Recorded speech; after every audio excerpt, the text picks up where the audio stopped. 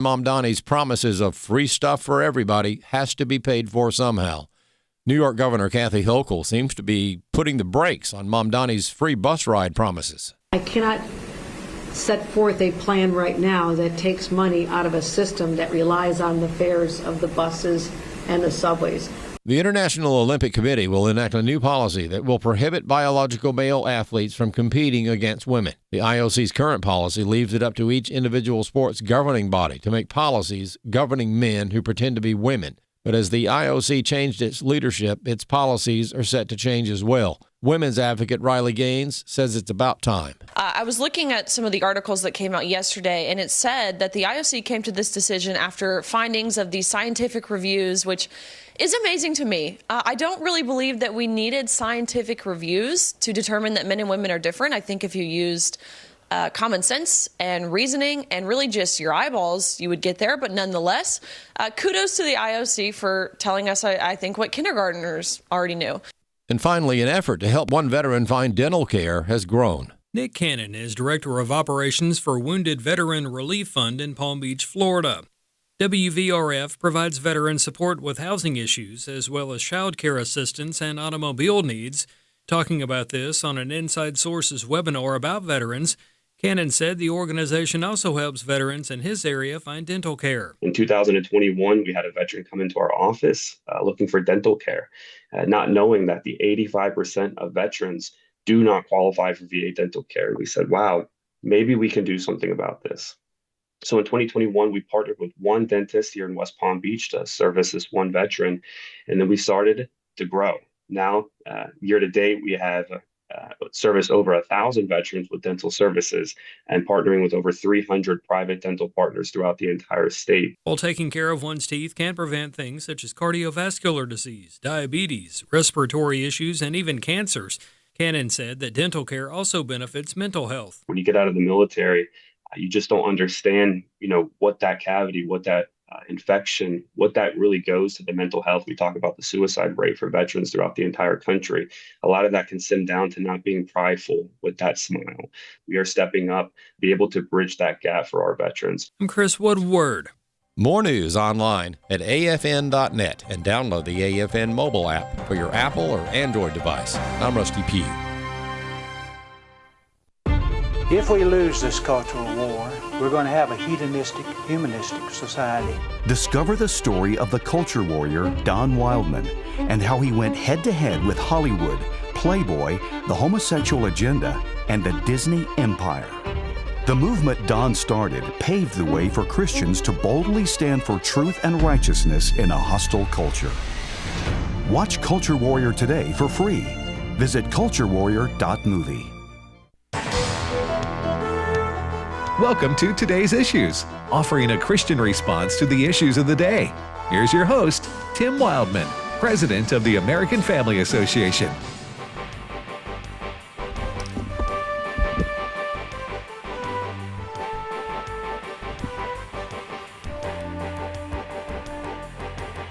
Hey, good morning, everybody, and welcome to Today's Issues on the American Family Radio Network. Thanks for listening to AFR. It's Tuesday, November the 11th, 2025. And we thank you again for listening to American Family Radio. Joining me in studio is Wesley Wildmon. Good morning, Wesley. And good morning. And good morning, Chris Woodward. Good morning. And I was going to say in Kansas City, Kansas, but no, Ray flew south to Florida. I flew away with the snowbirds, and here we are in Hudson, Florida. And Tim, for some reason, the cold weather followed us all the way down here to Central Florida this morning. I wonder, Ray, you must not be living right, brother. I got to get on my knees and confess my sins or something. Is that a blanket you're wrapped in? No. That's exactly what it looks like. It was 35 degrees here in Hudson, Florida, which is like -6 back in Kansas City, Right.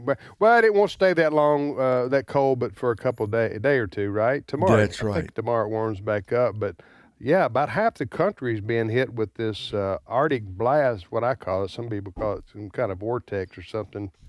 But from So with in some cases record lows. For this day, right? We do have a story about this on AFN.net. Matter of fact, our headline is Arctic air sinks deep into Florida, and it says National Weather Service forecasters said the weather could bring record low temperatures in the U.S. Southeast, including all of Florida, where parts of the state were near 80 degrees just a few days ago. It goes on to say the cold air brought gusty wind and red flag warnings in the Great Plains on Monday, and forecasters said the Great Lakes and Appalachian mountain regions could see 4 inches to 8 inches of snow. Yeah, I almost took off to go hunting. Oh, really? But the wind. Oh, okay. You mean because of the cold? The cold gets with the cold front coming in. Do they get the deer? Get the deer moving around? The deers. Yeah. What happens is when there's a drop. Did I say deers? Deers. You started to. You caught yourself. Yeah, a deer. Right? That's right. That's plural. You got it correct. Okay. But yeah, when the temperature drops drastically, 15 to 20 degrees on either end, usually deer move really well. Hey, also, I don't want to change subjects too quick. We do got an announcement for you. We do have an announcement? Yeah. But okay. Well, anyway, Ray, you'll be back to sunshine and warmth tomorrow, right? That's exactly right. But I got to say this, Tim. Yeah. They actually put out an official warning: watch for falling iguanas. Those are like those big lizards. That here in Florida, when it gets below 50 degrees, the iguanas they kind of freeze up. They go numb. And they fall out of the trees. So we had an official watch out for falling iguanas. I wonder, does that kill them, or do they just sort of in a coma? It knocks them unconscious, and then when it warms back up, they warm up. Can you imagine walking down a sidewalk and you get hit by a falling iguana? Yeah, those things aren't small. No, they're not. They're not like a little cricket or anything. Yeah, you'd like to think that they're smart enough that as the temperature drops, they go to lower ground, because if you're all the way at the top of a 20-foot tree and you're in iguana. Yeah, but they're going to a lower ground involuntarily.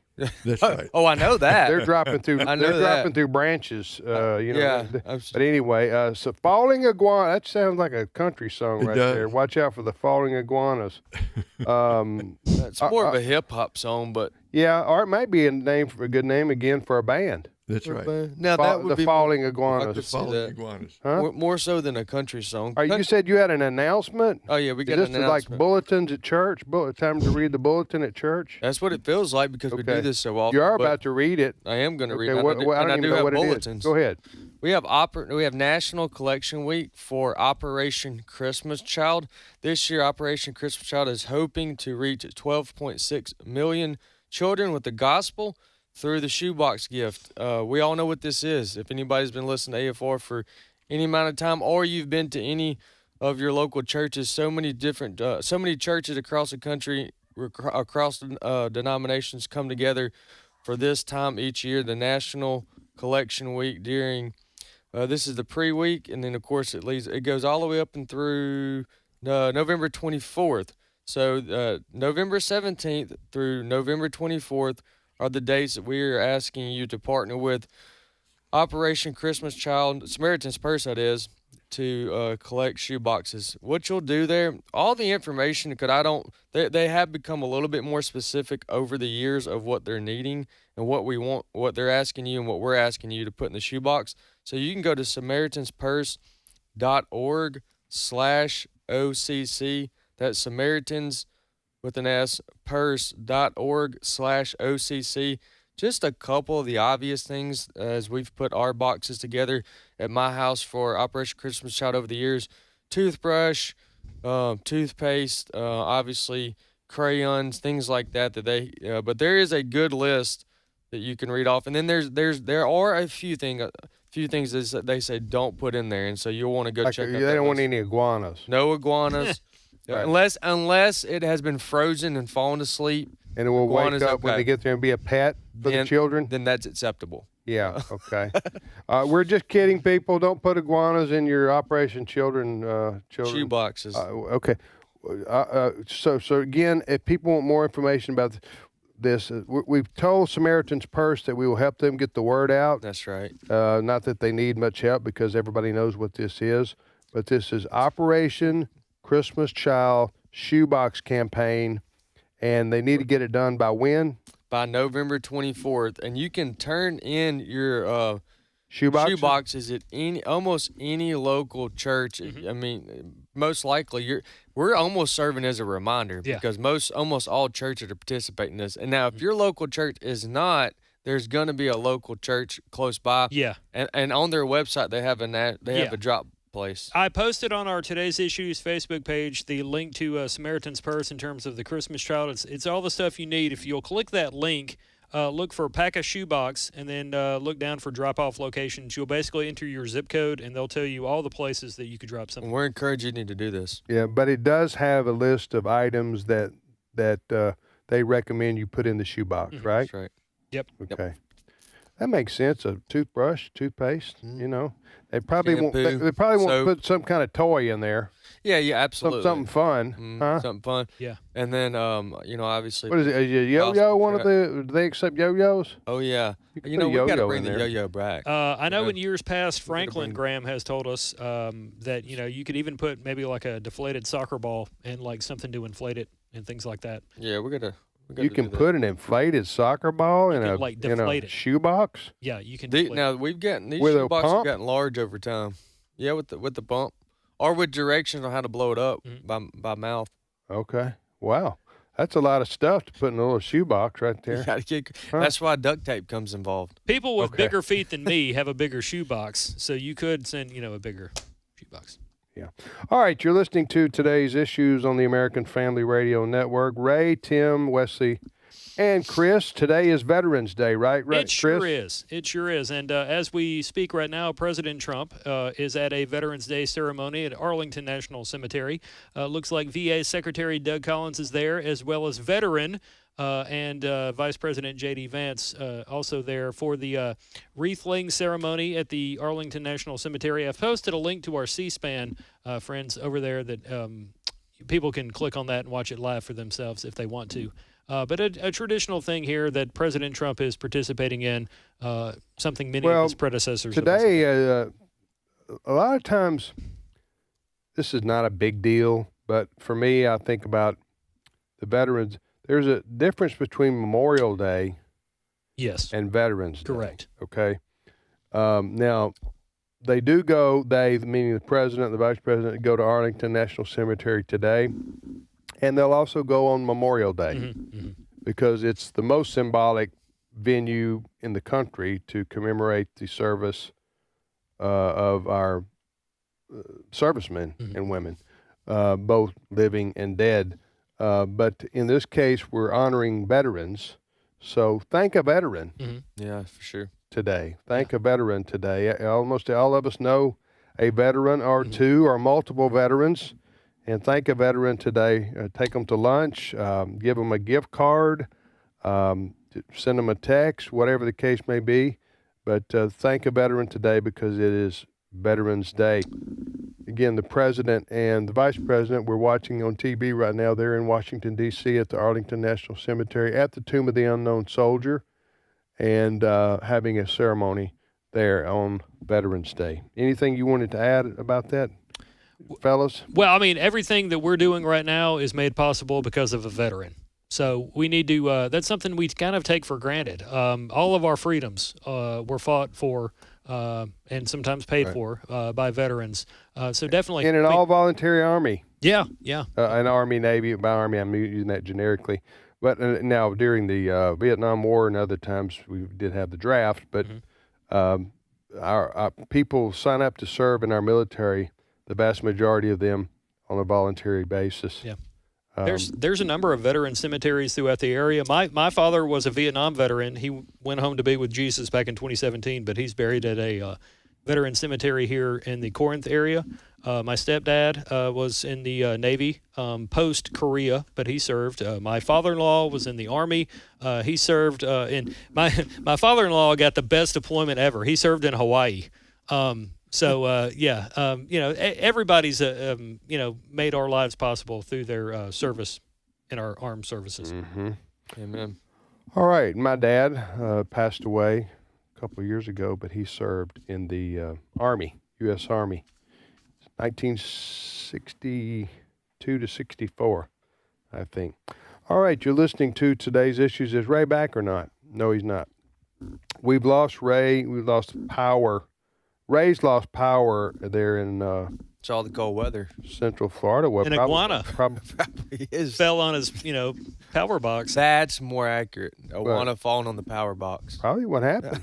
We laugh. Either that or an alligator, froze up, chomped down on the cord there going to Ray's house. Yeah. When it warms up, I say we get a van and we drive over there. I looked at it. Ray's about 10.5 hours away from us in a car. Well, you want to drive that? I will do it. We could do Trivia Friday live from Ray's. Yeah. By the time we get down there, it'd be warm though. Yeah. Warmer. Yeah. Yeah.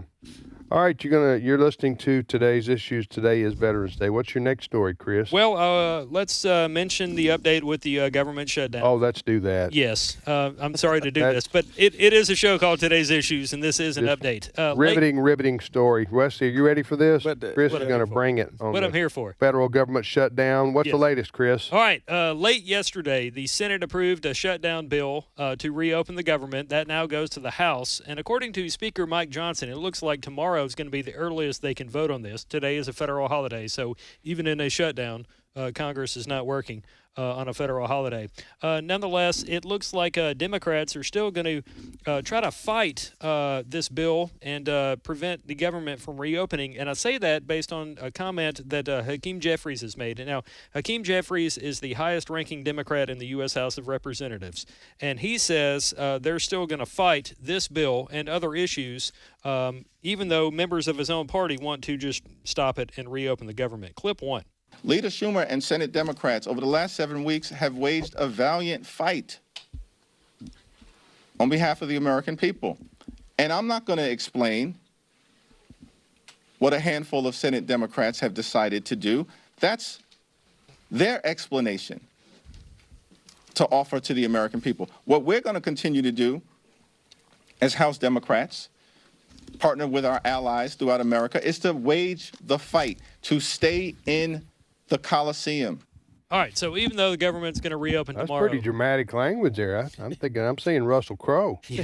Are you not entertained? Huh? He's going to stay in the Coliseum there. Keep fighting.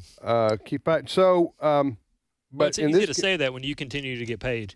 In this case, he's going to lose the Democrats because there's enough. There's a handful of Democrats, but that's all it takes in the U.S. Senate to break the filibuster, they say, so that the federal government will be reopened probably by tomorrow sometime, probably. Yeah, and, meanwhile, there are still issues with flying, so if you're taking a flight today or you're planning on flying out tomorrow, maybe even Thursday, you still may experience some disruptions, even though the government appears to be nearing an end to this shutdown.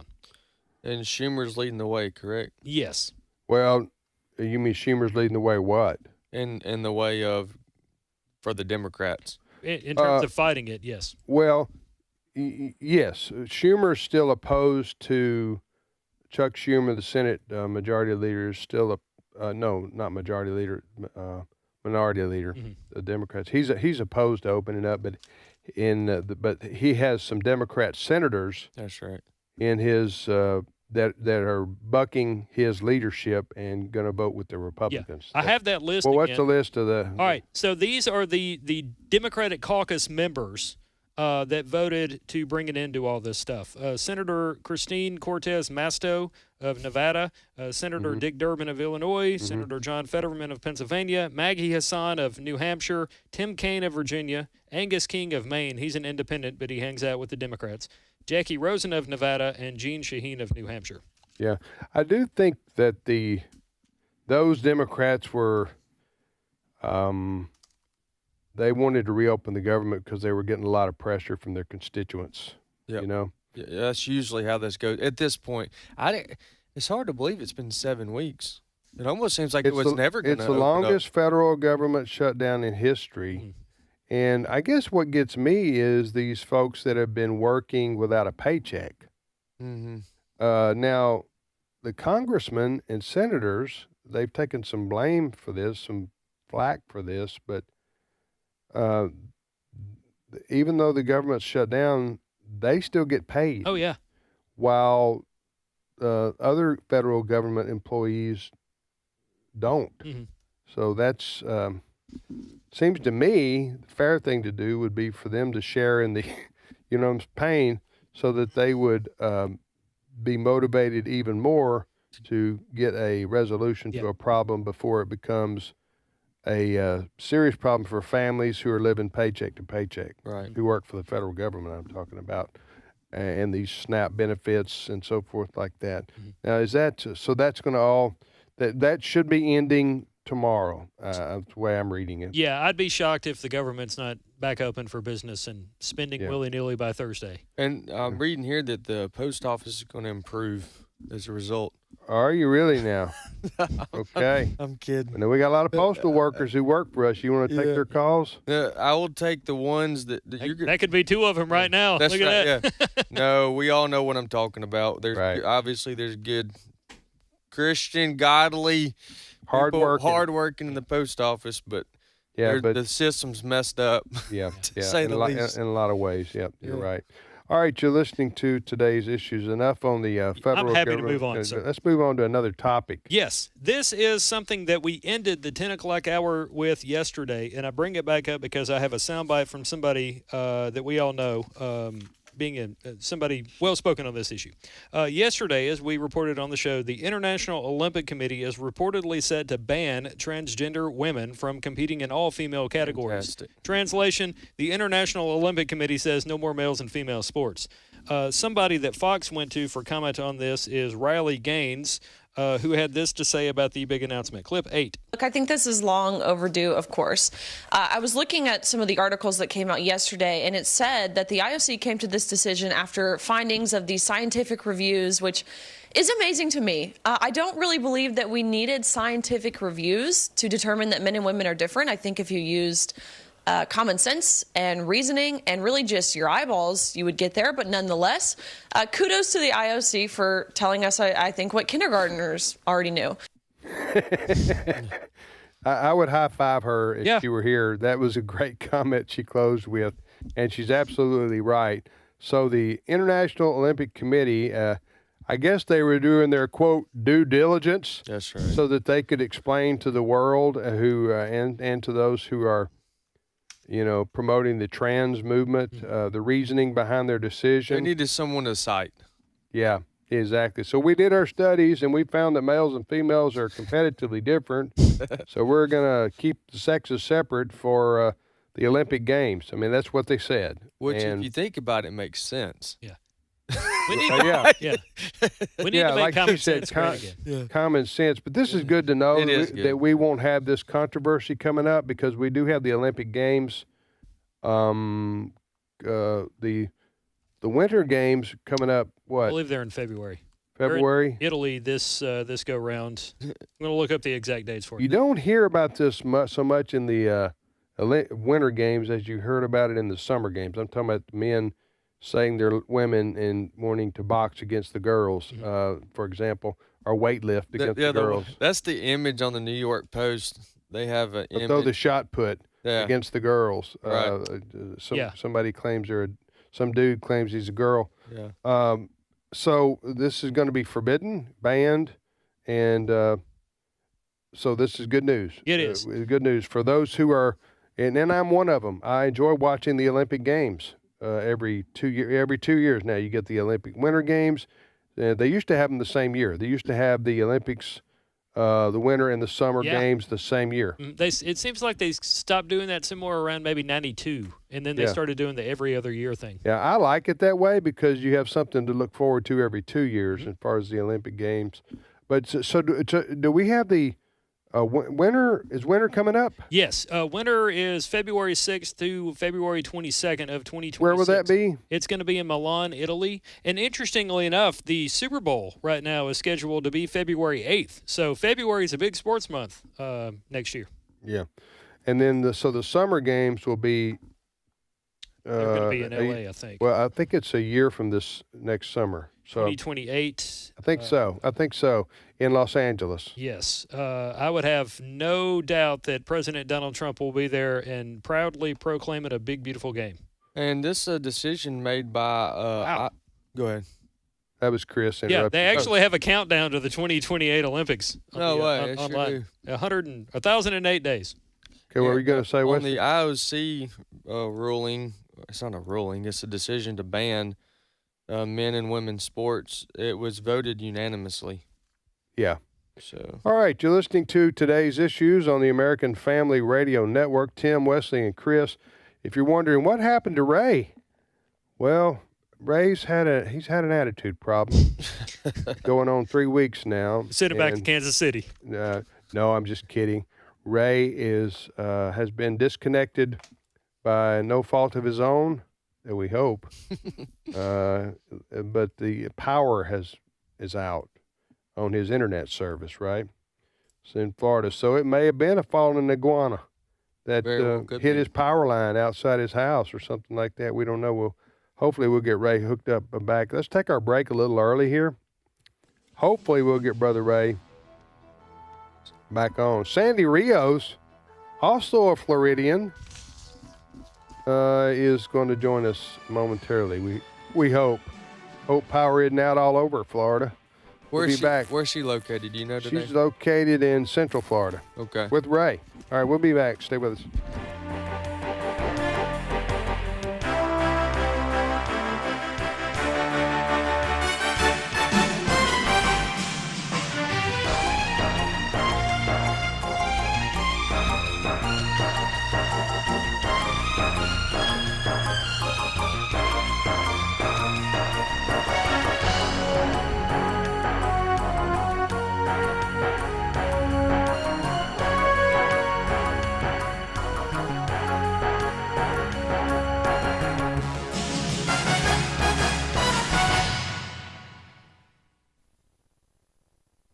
It's my turn. Here is your host for My Turn, Don Wildmon. Years ago, I heard a story I would like to pass on to you. It happened in San Francisco. There was a little boy who lived in a neighborhood near the spot on a hill where sunrise services were held each year, and on that hill was a cross. The little boy became lost one day while playing. Someone discovered the little boy crying and asked what was wrong. The police were called, and they were attempting to learn the child's name. He didn't remember his last name, so that was no help. Then they tried asking him where he lived, on what street. He didn't know that either, but he did remember the hill with the cross. So he stopped crying long enough to say to the officers, "If you'll take me to the hill with the cross on it, I can find my way home." Perhaps the story never happened. I don't really know, but does it matter? The great truth of the story cannot be missed. If you'll take me to the hill with a cross on it, I can find my way home. How great has been the influence of the cross in our world? The cross is a symbol, an eternal symbol of something good in the heart of God. It is a symbol of sacrifice. In an age of terrible gluttony and greed, it does us good to look back at the cross. There was no greed there. No effort to grab, cheat, beat. No, the cross is a symbol of something noble, a sacrifice which literally knew no limits. Not only that, but the cross is a symbol of dedication to a great cause. And that's something desperately needed in our own age, an age so filled with shallowness of purpose. There was no turning back in the cross. The one who died there had grabbed hold of a great cause, a cause which would lift men's sight and save their souls. He was dedicated to a great cause, the one who died there, a cause greater than himself. Or again, the cross is a symbol of a great love, so great, in fact, that the human mind has never been able to fully comprehend it. Such a love had never existed before, and never again would the world witness such a love. How differently men would react to that love. Some would spit on it, some would stab it, some would make fun of it, and some would come under its spell, their lives suddenly taking on a whole new perspective in light of that love. Some of us may have lost our way on the road of life. Like the little boy, we're frightened. We're trying so hard and in so many ways to find our home. We search for some direction in wealth, thinking that it will guide us. Or we feel our way along with the use of drugs or alcohol, hoping they will give us direction. or we seek to find ourselves in our jobs, or in 101 other ways. We're searching to find our way back home. If you will take me to the hill with the cross on it, I can find my way home. The cross has always pointed one to God. The cross still gives one a sense of direction. If somehow we can find our way back to the cross, then we can find our way home, back to God, the giver and preserver of life. So when you become lost, remember the cross. This has been My Turn with Don Wildmon, a production of the American Family Association. Have no fear of them, nor be troubled, but in your hearts honor Christ the Lord as holy, always being prepared to make a defense to anyone who asks you for a reason for the hope that is in you. Yet do it with gentleness and respect, having a good conscience, so that when you are slandered, those who revile your good behavior in Christ may be put to shame. 1 Peter 3:14 through 16. American Family Radio. This is Today's Issues. Email your comments to comments@afr.net. Past broadcasts of Today's Issues are available for listening and viewing in the archive at afr.net. Now, back to more of Today's Issues.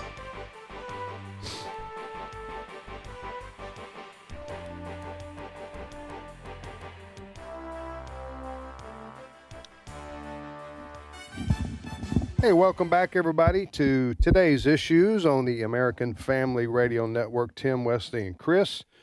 And we thank you for listening to AFR. Today, again, is Veterans Day, and it's been we've been observing Veterans Day since 1954. Okay. So 71 years in the United States, according to this information I have. Well, Wikipedia, which is always right. Yeah. Huh? That's right. So, but I think that is correct. The let's see here. So they're usually right on that. When we joke about them being wrong, they're usually wrong on more of these social issues. Well, Wikipedia. I remember reading a story a couple of weeks ago by the co-founder of Wikipedia. Now, he's no longer with the company, so to speak, or with the website, but he said they have developed a liberal bias. That's what. That's right. Yeah, and I think most people know that. But as far as dates, and he was one of the co-founders. But as far as a lot of just simple factual information that's non-political, so to speak, right. they're pretty good to go there for just your basic information. But this is saying that, according to Wikipedia, that the 1954 was the first Veterans Day commemoration. There was probably something before that went by a different name. I don't know. Now, we've had Memorial Day even longer than that. Well, Veterans Day has a connection to the end of World War I, so it may have been a celebration to commemorate the ending of that war. That would have been longer than 70-something years ago. Because it may have been called something else. Right. The end of World War I is the 11th day of the 11th month and all that stuff. So that's what's all that stuff? That's like Armistice Day, I think. Yes, you're right. You're right. Called. That's what it was called. That may have been what Veterans Day was thought of. It's pretty impressive there. Shout out to Coach Millender at Amory High School and his knowledge. For your history knowledge that he imparted? I loved history. It's like story time during school. All the other stuff is the reason I have a BA in communication. I'd like to mention something since we are talking about history. This morning I was listening to a podcast on American Family Radio called the name of the title of the subject was The Pilgrim's Story in the Words of William Bradford, Part 1. And that's a podcast series called Americans' Providential History on American Family Radio. It's exclusive to podcasting. There's not enough room on our current radio network to host it, so we host it at afr.net. afr.net, you can get America's Providential History podcast by Stephen McDowell, and he's beginning what will end up being a 3 or 4 part series. Well, 2, 3, 4 part series that is discussing what led up to Thanksgiving and why we have Thanksgiving the way we have it. Yeah, this is becoming more and more popular, this podcast, and we do recommend it. It is just it's a college or university level class that Stephen McDowell is giving away for free, so to speak. He does a weekly podcast. He is a historian. His name is Stephen McDowell. Many of you know him because he goes on our tours with us to Washington, D.C. and to Williamsburg and to Boston. Well, he does a weekly podcast on all kind of history, American history, that you will love if you enjoy history that Wesley's talking about. It varied from 20 minutes to 40 minutes, and today he began one that's going to lead us all the way up until Thanksgiving. I got you. So go to the website, afr.net. That's our website. Click on podcast, and then you'll see the banner for the America's Providential History weekly podcast, and it is outstanding. And so check that out, America's Providential History. You're listening to the radio program Today's Issues on American Family Radio. We're joined now by, speaking of podcasts, Sandy Rios, host of Sandy Rios 24/7, a podcast here. We offer another podcast we offer here on American Family Radio. Good morning, Sandy. Good morning, Tim. You sound sick this morning. I got, I got a little sniffles going on here, but it's not going to stop me. Not going to get you out of the arena. No, I don't scare these guys in studio with me because I do not have a fever and I do not have the flu. I got this weather whiplash going on, which is happening to you guys in Florida too, right? It is. We had freeze this morning. We had frost on our hot tub. Wow, we did really ironic. on the cover. Frost on the hot tub in Florida. Yeah, pretty much. We're suffering. Those are words. Those are words. 1-800-SUFFERING. Send your money. For just 10 cents a day, you can help Sandy have a hot tub. That's funny. Unfreeze Sandy's from a hot tub by calling this number. Well, I know I was going to talk to Ray about this too, and we've joked about this many times on this program. Of course, you grew up in Illinois, but how long did you spend living in the Chicago area? Sandy? Yeah, I'm thinking 25 years probably. 25 years, maybe. so yeah. you could write a book on brutal winters, right? Yes, I could. I moved there in 1978 from California. It was one of the worst winters they ever had. And the snow was so high, it was higher than your car. You had to drive through a tunnel. That was my first winter there. I remember that in the 70s, from 74 to 79, it was just one brutal winter after another for the whole country, really. But you guys living in that area, just the Great Lake effect and all that, and the wind that comes through Chicago. Anyway, But now you grew up in Central, right? Central South? Southern Illinois. 14 miles from Kentucky. I got you. 14 miles from Indiana. I got you. All right, well, let's talk about Tucker Carlson for a minute here. We've discussed the controversies that Tucker's been involved with on this program, and as we've expressed here before, and Sandy would be included in this, we all enjoyed Tucker's commentaries and his program back during the Fox News days, and even before that, he was on Crossfire with his bow tie back in the day. Tucker's always been a good, sound voice of reason for conservative principles. But what in the world has happened to Tucker on the subject of Israel has us scratching our heads, so to speak. A lot of us who have supported and appreciated Tucker Carlson over the decades. Sandy, speak on this issue, if you would, here. Well, of course, I go back with Tucker to those days at Crossfire and George Washington University. That's how long I've known him. I did Crossfire dozens of times and co-hosted Crossfire with Paul Begala 3 different times, and had a famous blow up with James Carville on that show that made Rush Limbaugh's show. So that's how I know Tucker. Okay. I did a really in-depth show last week. It's complicated, but honestly, to try to respond quickly, I think the problem is this, Tim. I think we have such confusion among various stripes of Christian on biblical teaching on Israel. We are either in evangelical churches getting no teaching, and maybe that's not true for everybody, but pretty much. The seminaries have been teaching replacement theology, which means the church has replaced Israel with the church for his promises. which is just apostasy. I would just say that God is not changing it. What is he? The Bible says, what is he, a man that would change his mind? What is he, a human that he would change his mind? He doesn't do that. His promises, if they're not lasting for Israel, they're not lasting for us either. So, and then I think, Tucker's part of that Episcopalian strain, which I'm sure they're either into replacement or they don't teach anything about Israel. So I think Tucker is, in his particular case, I'm speculating. I haven't talked to him about this, but his confusion is based, I would like to say it's not intentional. Some people think it is, and I could get into that. But it's certainly based on his ignorance of Israel, his biblical ignorance of Israel and the connection, the fact that we are people of the book. We are joined at the hip, that Israel is central to the whole story of Scripture. It will culminate, their history will culminate in the future. And we cannot write them out of the script. So, but here's the other thing. In regard to Roman Catholics, which I have to give my caveats. I've worked with Roman Catholics as an activist for years. I love so many of my Catholic friends. I am not blind about the differences in terms of our theology, but this new pope, I think, has been a tremendous disappointment. The Catholics have gone through a desert, of disgrace with a priest's abuse of children.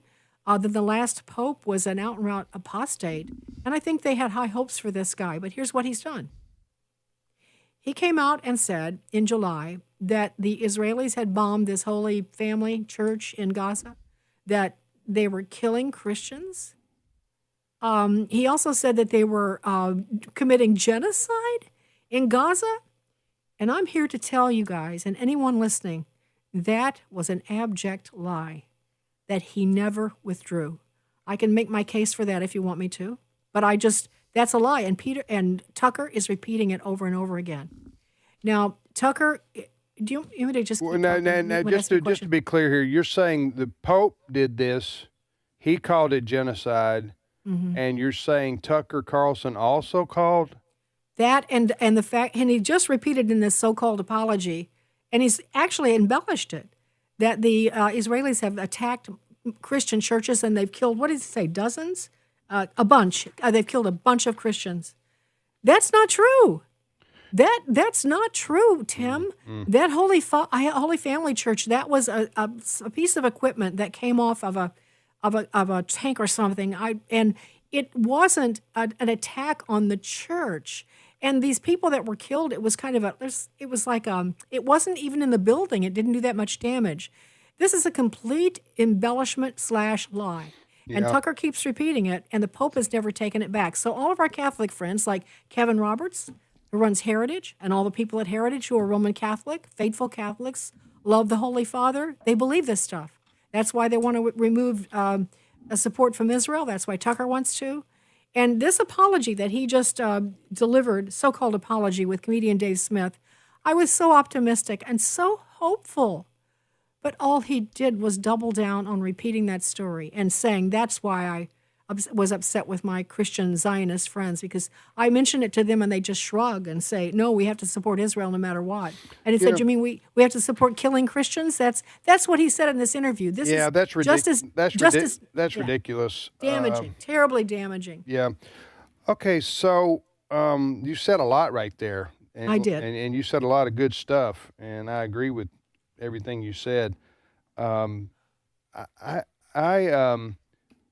Okay, let's separate for a minute Israel theologically from the discussion politically, even though the theological connection is very important. Very important, yeah.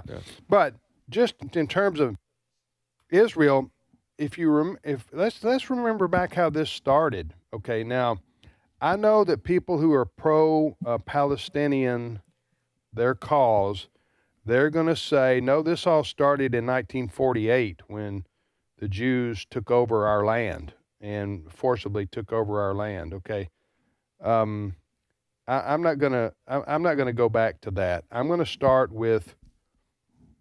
First of all, that's a long story that would take us hours to go through. Okay, and we could go, and you would have to go back to the Bible and the British Mandate and the post-Holocaust Nazi Germany, and the reasons why the land of Israel was, that a little tiny part of it was given to the Jews to have their own homeland. But just in terms of the modern, what happened here, the Hamas, the leaders, which is the political leadership of the Palestinians in Gaza, they butchered, murdered, in the most horrific ways imaginable that you can't even talk about, 1,100 to 1,200 Jews, and probably some Christians too, in that fateful day. Was that October 6th? Is that what that was? October 7th. October 7th. Yeah. What was the year? They all start running together. 2022. Okay, 2022. I'm not sure. You guys better check me on that. 2023. Okay. But we all remember that day and the scenes that were coming out of there. So that's what started the war in Gaza. Before that, the people living in Gaza were not at war in the sense of they would fire rockets at Israel, but Israel would knock them down and maybe fire a rocket here or there of their own in retaliation, but it wasn't a full-scale war. But when the Hamas decided it was a good idea to go butcher and kill, murder women, children, and men, women, and children at this music festival and everything, and then take, 150 hostages or something like that, when they thought that was a good idea to do, then it was, and excuse the expression, but then it was game on. And by that I mean Israel then was going to do what they had to do to defend themselves and to try to get their people back. And so here's where I draw the line. You don't have the right to dictate the terms of a war when you're the one who started it. That's the bottom line. Yep. Okay?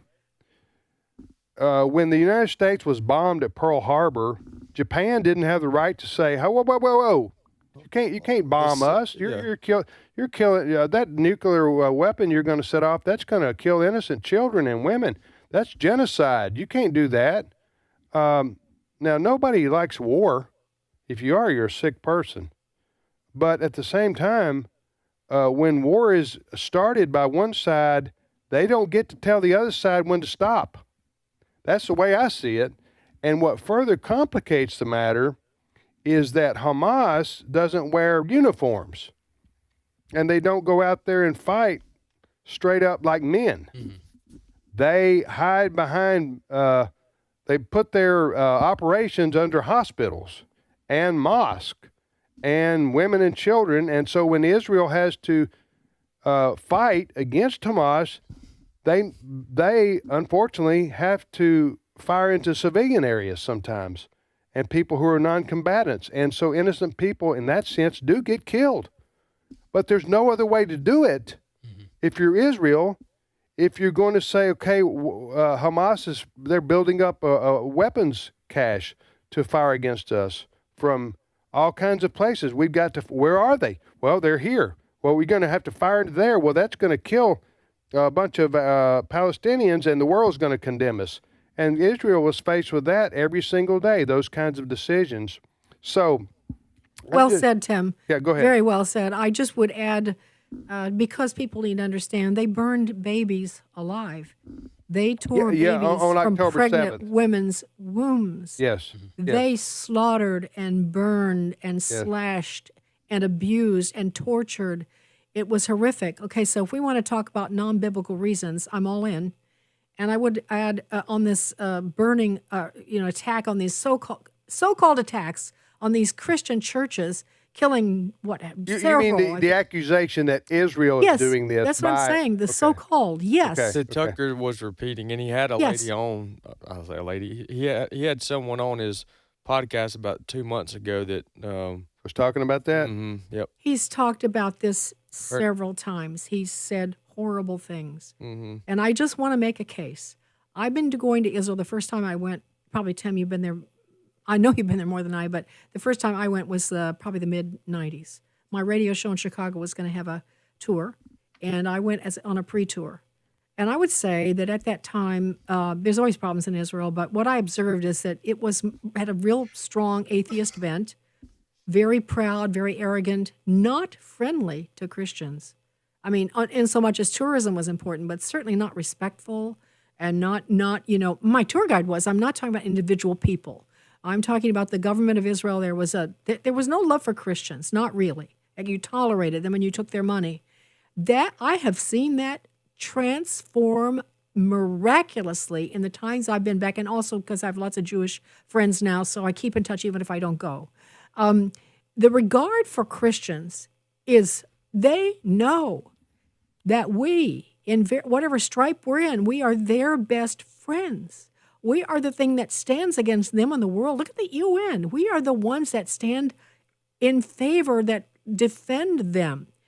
Is there any way in the world they would target Christian churches in Gaza and kill Christians, given that circumstance? Well, that's the point I just had to make. So, and Israel, of course, is our best ally. It's the only democracy in the Middle East, and we're making all these deals with Islamists. Listen, the same people that want to destroy and kill Israel and kill all the Jews and from the river to the sea, those chants, by that they mean to drive the Jews away from the land altogether, which is in the charter of Hamas, I believe. But the same people that want to kill all the Jews are the same people that want to kill all the Christians. And, it's the ideology of the Iranians. The big Satan is the U.S., the little Satan is Israel. So, well, and now I just have to bring this back to Election Day 1 week ago today. Yeah. As soon as the Islamist communist Zohan Mamdani won, they called in all these Islamists with their prayer rugs to take over Times Square. Yep. They want to destroy and dominate us. It's not just over in Israel. We are joined at the hip and the heart trying to fight this. And Israel's fighting, and we're talking about it, not doing very much.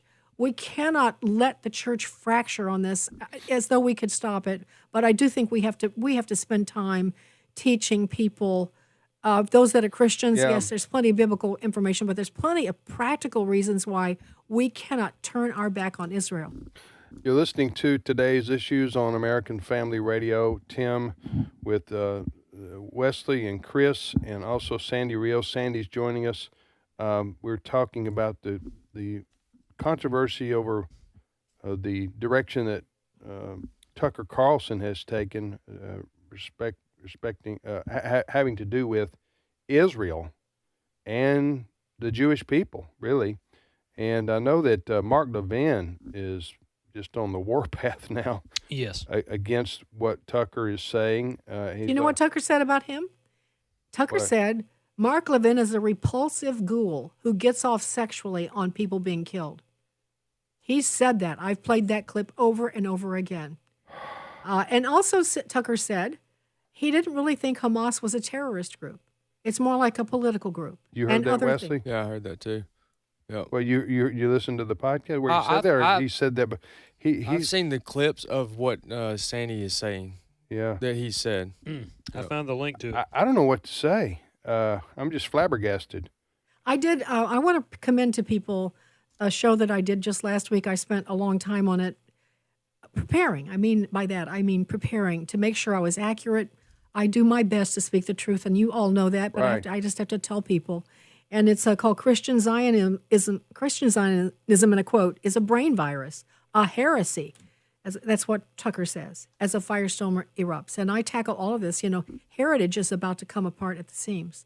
The most important think tank for conservatives in the country. Yeah. And they are, even if Kevin Roberts has apologized for making a mistake in what he said by saying Tucker is going to remain their good friend, he has not addressed the whole lies about Israel. Wesley, you were going to say? Well, I've got a question for Sandy with the time we've got left. So what I have seen in my generation, those would be between 34, 35, well, between 22, 23, and 34, 35 years old. Almost all of them, a lot of them, have been taught replacement theology, which is what you were referring to earlier. Yep. And what would you say to that group of Americans that heard you? Now, I know what you meant, but they would have heard you say, okay, well, then Israel can do no wrong. So how would we respond to that? She didn't say that. I know she didn't say that. Right. I'm saying that my generation would hear her because she didn't criticize. They would say, well, you didn't criticize Israel there. Okay. Yeah, good challenge. Yeah. No, it's a great challenge. Yeah.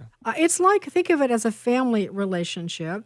We love our family, we love our kids, but we don't defend everything they do. Right. Sure. Or support everything they do. That's a really stupid standard. Yeah. And when Israel was controlled by some leftist prime ministers, presidents, it was hard. They made some, that doesn't mean, whatever they do, they're right. No, it just means that we support them. We want the best for them. We want to pull them iron sharpens iron. Yep. If there needs to be some correction, we try to bring it as political friends and allies. But the reason I asked the question is because, as Dad pointed out, that's not at all what you said. That's not at all what we believe. But that's if you have any support toward Israel, or you think they're an ally of any kind, they've been taught that means that we don't also criticize them. Like you said, the analogy used with your family. Yeah. Well, they also say, and this. Maybe get Ray back on by phone the next half hour if possible, because I'd like to hear his thoughts on this. They also say, Sandy, can you stay on, Sandy? Sure, I can. Okay. Yeah, it's important. Okay, because we also hear that, from even Tucker Carlson and others, there's nothing special about Israel. Yes, that's also another issue. And I would say, there is. Mm-hmm. Yeah. Okay. It's biblical. Yeah. Listen, Sandy mentioned seeing the Holy Land. I want the holy sites of Christianity and Judaism protected. Mm-hmm. But if you let just Muslims take over that area, they'll destroy all the Christian sites. I'm just telling you. They'll destroy it, and what they don't destroy, because for their own gain, they wouldn't let us visit. Right. I mean, it's just there's all kind of reasons why America needs to stand with Israel. It doesn't mean we can't criticize them from time to time, but we need to stand with Israel. We'll be back. The views and opinions expressed in this broadcast may not necessarily reflect those of the American Family Association or American Family Radio. Faith, family, freedom. American Family Radio. They will thrust a cell phone in your face. If you ask a question, they'll surround you with cameras. They'll scream at you. They'll try to get you to commit violence. I believe God is giving us a little bit of a glimpse into what life without Him would be like. A Disciple's View with Todd Herman. Critical information from a faith-enriching perspective. Weekdays at noon Central on AFR. This is American Family Radio, a listener-supported ministry of the American Family Association.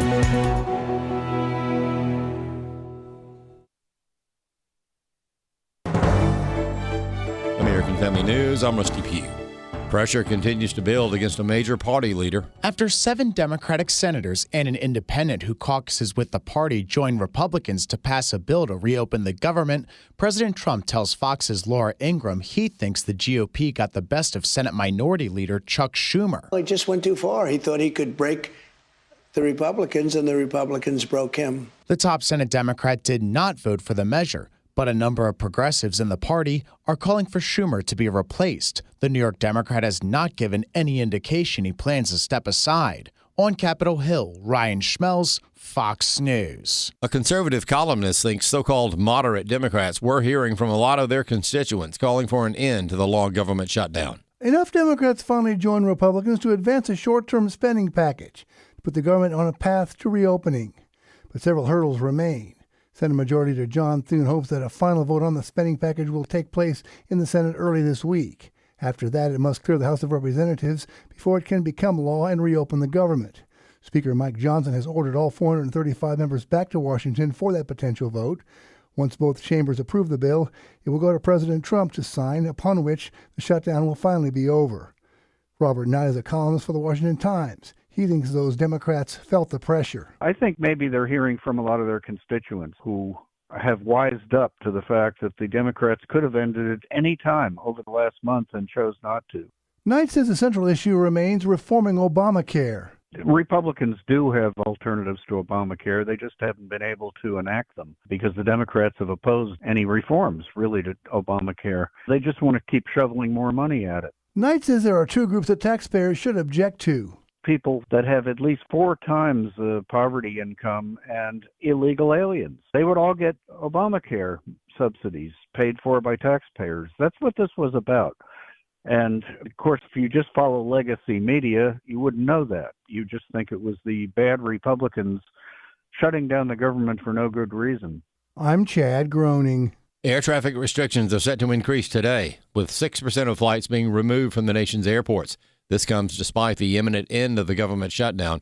Kelly Saberi has the latest from Chicago O'Hare International Airport. The people who are here now, they're the lucky ones, so they're happy that their plane is going to take off and get them to their intended destination. Now, Airlines for America, which represents the industry, saying this after the Senate passed a bill to reopen the government. Quote, with the Thanksgiving travel period beginning next week and the busy shipping season around the corner, the time to act is now to help mitigate any further impacts to Americans. We encourage the House to pass the bill swiftly. Now, the trade group went on to say that even if the government is able to reopen, let's just say tomorrow, that doesn't mean that all the effects of this are going to go away. They say there will be residual repercussions in the next maybe few days.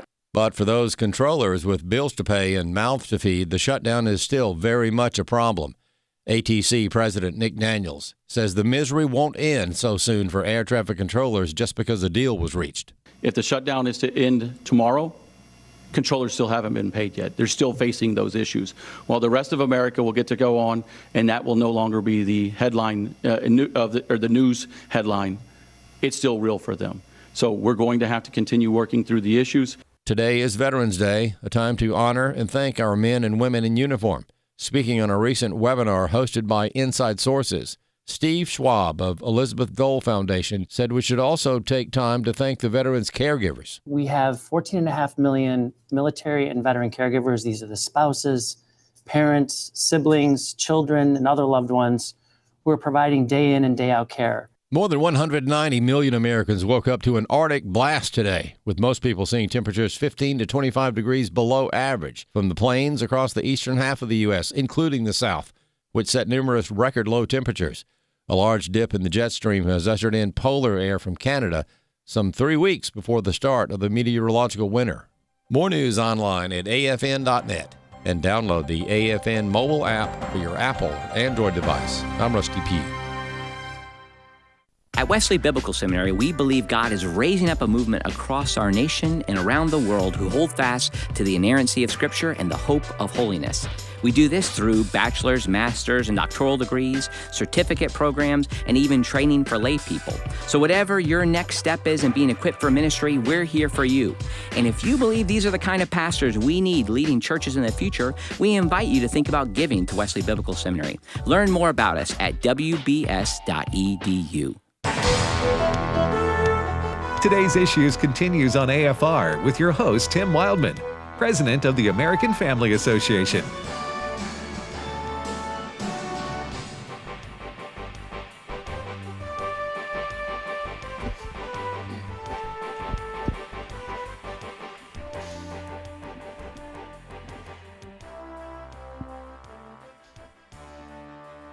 Hey, welcome back, everybody, to Today's Issues on the American Family Radio Network. That's the name of this show. I'm Tim Wildmon with Wesley Wildmon and Steve Paisley Jordahl joins us now. Good morning, Brother Steve. Hey, good morning, everybody. Okay, so we're continuing to talk about a topic that we were the last half hour with Sandy Rios. This topic that we're talking about with respect to Israel and Christianity and what the Bible teaches about the Jews and Israel and our relationship with them in terms of Christian community with Israel, and also what about America in general, our government, what should be our policy, because a lot of people say Israel is no special place. We have no special relationship with Israel. We shouldn't be supportive of them or any more than we're supportive of any other country. So there's a lot to talk about here, but so I wanted to get Ray back on. Ray Pritchard, raised in Florida, and what happened to your power there, Brother Ray? Well, evidently, while we were on the air, a driver hit a power pole and knocked it out, and it caught on fire. So this is what cold weather does to people in Florida. They start driving even crazier than usual. So that's good. At least it wasn't an iguana. That's what I was going to say. It seems like everything's coming back to the iguana. So you sure there's no iguana involved here at all? It's very possible. Okay, it is that possible. An iguana hit the guy, and the guy hit the pole, and it caught on fire, and boom, here we are. Or he could have tried to dodge a falling iguana, with a car. That's true, too. You know what I'm saying? That happened. All I right. do know what you're saying. Yep. So Sandy is not too far from Ray, but Sandy Rios from Sandy Rios 24/7. Sandy, tell people how to listen to your podcast air twice a week, and then I want to get back to this topic. Well, it's Sandy Rios 24/7, and you can get it on any podcast platform. And certainly because we are part of American Family Radio Network, the same, you can go to afr.net and look at the podcast categories and find Sandy Rios 24/7. You can also find it on my website if you don't feel fluent or comfortable. With other ways to do this, go to sandyrios.com, and it's easy. You can see it. You can listen every day. We've been talking also about Tucker Carlson because that some of the things that Tucker's saying and is just I don't know what to say. It's unbelievable that he's saying about Israel that I find offensive, and that millions of people who have been his fans and followers find offensive, and he's really got his dander up about it. He's very defensive, and he was on with Megyn Kelly, and if you try to challenge him about any of this stuff, he just shuts it down with, deflects. He just says, I only answer to God and my family. Basically, that's what he said the other day about interviewing. Or then he challenges you on free speech. Aren't you for free speech? Yeah, I mean, he's really like somebody backed in a corner. Mm-hmm. But he's backed himself in the corner, quite frankly. On this, now I say in the corner, there's people in the corner with him. Unfortunately, on some of the things that he's saying that are anti-Israel and anti-Semitic. I don't know how else to put it. I wanted to. I don't know which way best way to do this because Steve, did you have a quote from? Some audio. Did you have something you wanted to say here? Well, listen, I was prepared to talk about this topic, so I can. What I have is an audio of Tucker Carlson kind of walking back his comments about his dislike of Christian Zionists. And then he clarified why he said he was mad, and then he clarified who he was mad at. It wasn't all Christian Zionists. We can play that if you'd like. When was this? This was yesterday, Monday. All right, go. On Dave's show. I'll listen to it. Go ahead, good night. But I just want to say at the outset, because this has been weighing on me, I did say something that I really regret saying that I didn't fully mean. I said it because I was mad, which is always when I say things I don't really mean. I was snippy and I didn't explain it. And I said something to the effect of, I despise Christian Zionists. And I'm just sorry that I said that because I don't. I'm mad at a certain kind of thinking. Some of the nicest people I know are Christian Zionists, actually. If you're in a car crash, they would save you. If you need someone to watch your bank account, they wouldn't steal from you. They're like really good people and sweet people. So he went on to say, and it was a 2-minute clip, so I didn't do all of this. He went on to say who he is mad at, or he says he asked some of the leaders in Congress, specifically Speaker Johnson, about Israel, who he says on purpose, this is a charge that Tucker is making, not us, that Israel bombed some Christian churches in Gaza on purpose and killed Christians, and why are we paying for that? And he says, quote, the response I got from every single one of these politicians was, the Bible commands us to support Israel, he said. And I said, so Jesus is telling us that we need to get on board with murdering Christians? Is that what you're saying? And they basically said then, like, shut up. Close quote. Is he paraphrasing right there? Because I don't believe him. Okay, so the part I don't believe what Tucker's saying there, and maybe it did happen this way. I don't believe that Speaker Mike Johnson, by the way, who is an evangelical Christian himself. Yes, he is. I don't think that all. Did you say what was the quote? All of them said what? His quote. The response I got from every single one was, "The Bible commands us to support Israel." And I said, so Jesus is telling us that we need to get on board with murder. No, I don't believe that. I don't believe that. I think an answer with almost all those guys who are Christians who would support Israel in Congress, they would say this. They would say, well, if Israel bombed churches in Gaza, then they didn't mean to. And if they did mean to, there was a good reason for it, and it's unfortunate. But they didn't intentionally kill Christians and destroy churches just for the fun of it. That's right. In Gaza, which was his claim. Which is what his let me finish here. Which is what his smart aleck response is making them seem to say. Does that make sense? Exactly. Absolutely. You're absolutely right. Tim, Go ahead, can I jump in? Yeah. Well, one observation that I've made that I think is very important. This interpretation of Tucker, misinterpretation of what he just said about Mike Johnson and others, and I agree with you on that, springs from that discussion with Ted Cruz on the air. You remember that? I bet you guys talked about that too. Yeah. Go ahead. And the observation I have about that in trying to analyze what's causing not just Tucker, but the whole mess.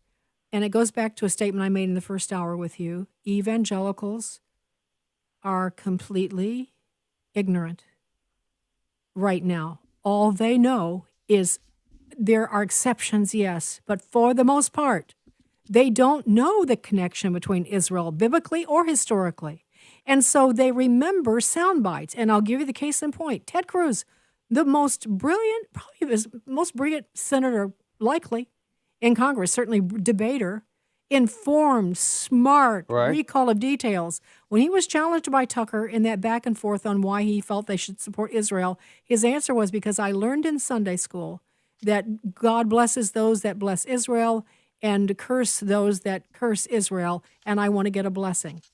Now, I maintain to all of you that was an uninformed answer. I'm not saying Ted was wrong, but I'm saying that brilliant man, he couldn't make the case.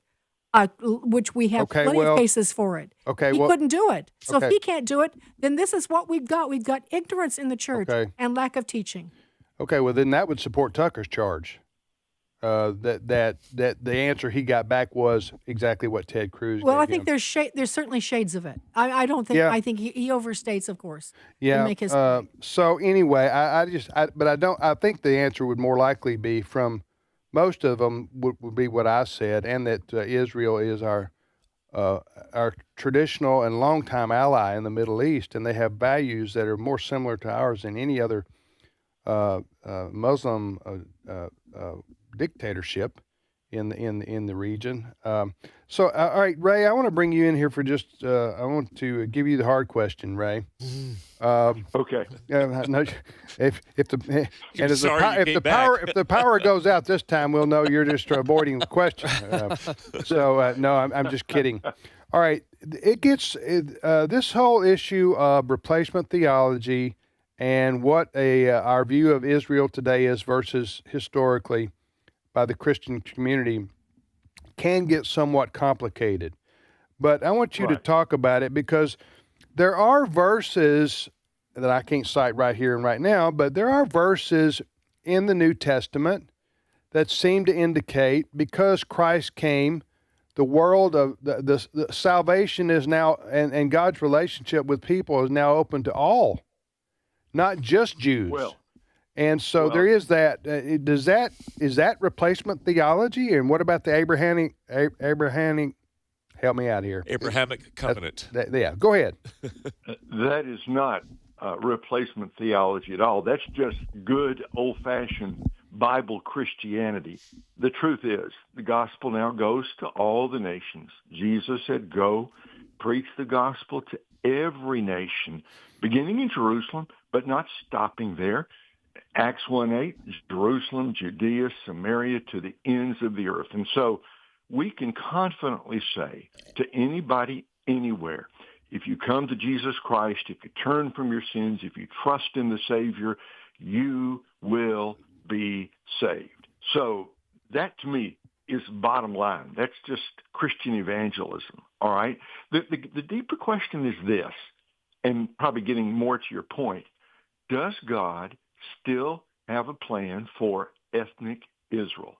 Do the promises, the land promises, the national promises made in the Old Testament, which they're in Genesis, but they're also in Exodus, they're also in Deuteronomy, they're also in 2 Samuel, they're in the book of Isaiah, they're scattered throughout the book of Psalms, promises made again and again to the nation of Israel. The question is, are those promises fulfilled today exclusively and only in the Church of Jesus Christ, or does God still have a future for ethnic Israel in the last days? And my answer would be, he still has a plan for the Jewish people, which will be fulfilled in the last days when Jesus comes back. I don't see, again, I understand some learned Bible students would disagree with what I'm about to say. I respect that. I understand it. But as I read Romans 11, where Paul says, and to all Israel will be saved, I don't see how you can read that as applying to make Israel there equal the Christian church generally. I think he means Israel, the Jewish people. There will be a great turning to Christ among the Jewish people when Jesus comes again. So do I think the church has inherited some of the promises that were given to Israel in the Old Testament? They're now extended to the church? Yes, absolutely. That's what the new covenant is all about. The thing that I reject is the idea that the church replaces Israel completely in God's plan. I don't see that in the Bible. Could I jump in? Yeah, jump in. Yeah. So Ray, you and I are on the same team as usual. Romans 9 through 11 is a must read for people confused right now. The whole thing, 9 through 11, Paul makes it very clear. And I want to just say something that will be a practical illustration. Some of you will remember that in our country and in England, some of our founding fathers from England, my roots are there too, there were, we always had family estates, family land, family houses. Names were connected to property. And in Israel, same thing, land, the land, the land. So when God promised the land in his promise to Abraham initially, and all repeated places like Ray mentions, of course he meant the land, the people and the land, the people and the land. And I would say also, two things I got to tell you very quickly. I know I don't want to dominate here, but I heard a Dallas Seminary professor in a video recently just poo-poo that, all the things of Revelation, the role of the Jews, that's already happened, blah, blah, blah, blah. I talked to a guy that you would know, I won't mention his name because it's a private conversation, who was in Israel. He's been there 70 times. He's a very prominent theologian. And he said that the Catholic Church is just building strength in Israel right now. And he was challenging them on trying to take property that Israel owned. And the Catholic leader he was dealing with said, well, the Catholic Church is the replacement from Israel. It doesn't matter. It doesn't matter anymore, the promises to them. And so this is like a poison spreading through. It is an abject lie. It's an apostasy from my perspective. And I want to just point out the reason I believe, if you pin people down, they think the Jews killed Christ. God has brought his judgment on the Jews. Oh boy, has he ever. And the Israelis have rebelled. And I would just put this in there. So you think the church hasn't rebelled? So you think that we haven't crucified Christ again and again and again? When you look around this country, this so-called Christian nation, you really think that we're the inheritors of God's promises more than the Jews who rebelled against him? I don't think so. Mm-hmm. Ray, can I ask you, in that same Romans 11 passage, I believe somewhere in there, where it talks about believers being grafted into the tree. Doesn't that answer this question? The tree remains Israel and we're grafted in? Is that relevant here? Well, that's exactly right. The root in that image of the root and the tree, the root is the promise that God made to Abraham. It was given originally to Abraham and to his descendants. And when the Jewish people, through their leaders, rejected Christ as their Messiah and crucified him, Paul's argument is that for the moment, blindness in part has come upon the Jewish people. They have been replaced in the promises of God by the Gentiles, the church of Jesus Christ. And Paul's argument is, don't boast, you Gentiles, because if God took the Jews and set them aside temporarily, he can graft them back into the place of promise anytime he wants. So salvation is completely of the Lord. God had everything Sandy said is 1,000% right, 1,000%. The promises that God made to Abraham, to the Jewish people, they were true, they are true, and they will, when Christ comes back, be fulfilled down to the letter. And let me just add this.